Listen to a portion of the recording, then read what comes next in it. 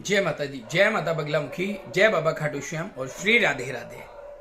साथियों, कभी सोचा है कि अगर ये ब्रह्मांड नहीं होता तो हम कहाँ जन्म लेते, क्या होता, कैसे होती, सृष्टि की रचना कैसे होती। आज उसी महत्वपूर्ण टॉपिक पर चर्चा होने जा रही है कि एक ऐसा महा उपाय जिसके माध्यम से आप तमाम तरह के लाभ प्राप्त कर सकते हैं बहुत अल्प समय में।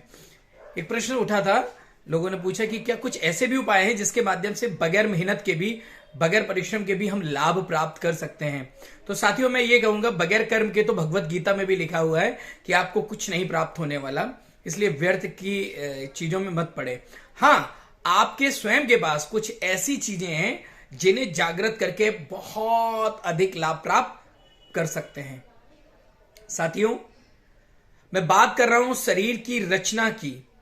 जब आप इस धरती पे आते हैं तो आप मां के गर्भ से बाहर आते हैं, लेकिन क्या आप जानते हैं कि जब आप इस धरती पे जन्म लेते हैं तो आप किस चीज से जुड़े होते हैं। जैसे एक पेड़ होता है, वृक्ष होता है, वो कहीं ना कहीं अपने तने से जुड़ा होता है, जो शाख होती है वो पेड़ से कहीं ना कहीं जुड़ी होती है। उसी प्रकार से जब इस धरती पर आप आते हैं तो आप नाभि से जुड़े हुए होते हैं, और नाभि वो स्थान है जिसे हम वास्तु में भी ब्रह्म स्थान भी बोलते हैं, यानी कि सेंटर ऑफ द होम कहते हैं। वास्तुशास्त्र का सिद्धांत भी इसी पे पूरा आधारित है, और ठीक उसी प्रकार से जो हमारा सांसारिक चीजें हैं, सांसारिक रचनाएं, सब इसी पर आधारित हैं।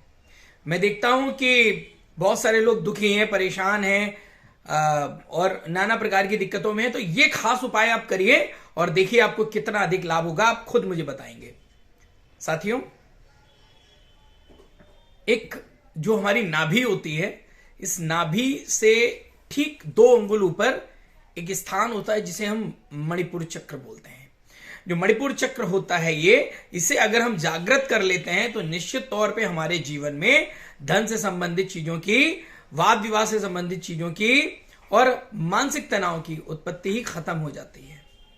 मैं देखता हूं बहुत सारे लोग परेशान हैं, कोई किसी विवाद में पड़ा, कोई किसी विवाद में पड़ा है।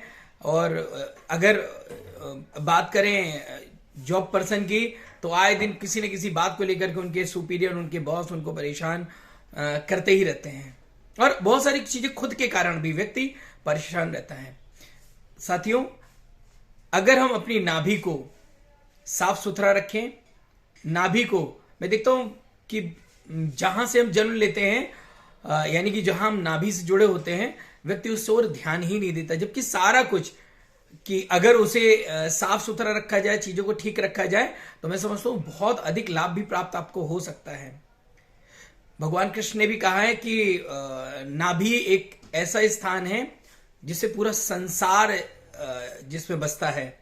साथियों, अगर हम अपने मणिपुर स्थान यानी कि नाभि से 2 अंगुल ऊपर, जो मैंने बताया है कि आपको एक खास चीज उस जगह लगानी है, तो सबसे पहली बात तो अगर आप चाहते हैं कि दरिद्रता आपसे दूर भागे, तो अपनी नाभि को बिल्कुल साफ सुथरा रखिए, और स्नान ध्यान के बाद प्रतिदिन जब भी आप किसी महत्वपूर्ण काम पे जाएं, तो अपनी इस उंगली से, तर्जनी उंगली से अपनी नाभि पर और नाभि से 2 अंगुल ऊपर चंदन लगाना है। चंदन वो चीज है जिसे भगवान कृष्ण भी स्वयं लगाते थे, बगैर चंदन लगाए वो कहीं नहीं जाते थे। तो अगर आप चंदन लगाते हैं तो इसका वो महत्व है कि सांसारिक जीवन में जो आ रहे कष्ट हैं, जो आपकी मानसिक तनाव भरी परेशानियां हैं, इनको ये क्षणिक में दूर कर देता है। तो ये उपाय आपको बृहस्पतिवार से शुरू करना है। इस उपाय को आप गुरुवार के दिन से शुरू करिए और इसका लाभ आपको जल्द ही प्राप्त होगा। तब तक के लिए फिर मिलेंगे।